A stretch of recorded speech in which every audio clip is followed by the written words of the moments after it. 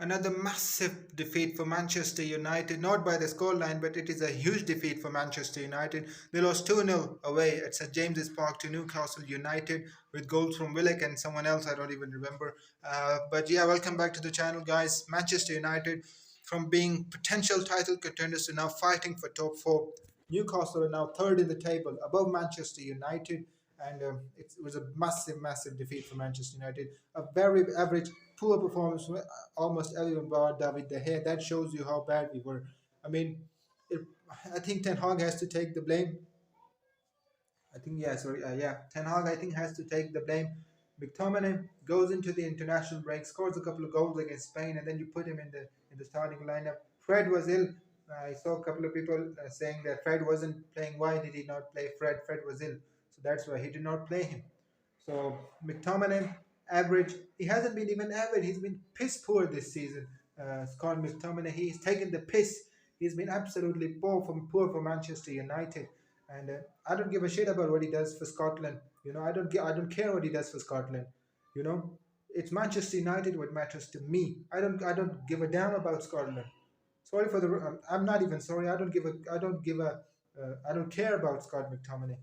It was poor from Manchester United. Are we a one-man team? If someone says we are, I think we are. I think we are, because if you look at Casemiro, whenever he misses, doesn't play for Manchester United, we look an absolute poor in midfield, poor team in the midfield. Like uh, we didn't have a one CDM for all these years, and we bring one and we don't have a backup. You need to have a backup. Casemiro is not going to be playing every game. He's had red cards problems this season, but you're going to see next season uh, the problems he's going to have, or maybe you're going to have injuries. You need to have backup. You need to have good players, and McTominay is not good enough. The Maguires is not good enough, although he didn't play. I'm just pointing him out. Bruno was poor, and I mean, I do want to touch on Bob Vagos, to be honest with you. I mean, that was how many touches did he had? I read on the ESPN they said he had a total of 10 touches before being substituted in the 61st to 62nd minute. It was atrocious from Vagos. He's just a nice lad. I know McTominay is a nice lad, but who cares? You're a bad man, but if you're playing good game for Manchester United, that's all we care as fans. And poor for McTominay. Rashford was not good. If he's not scoring goals, Manchester United not scoring goals. Sabitzer was average. Gotta say Anthony's substitution shocked me. He was the only player who was doing a bit good. Uh, all these other players don't track back. As soon as we make the substitution, McTominay loses his man, plays a poor pass, loses his man again, and Willock scores the header. And doing that subtle, uh, you know, uh, what they say celebration. I nearly said presentation. Sorry, celebration, like mocking us, like doing the 30 on reel, like this one. Nobody cares.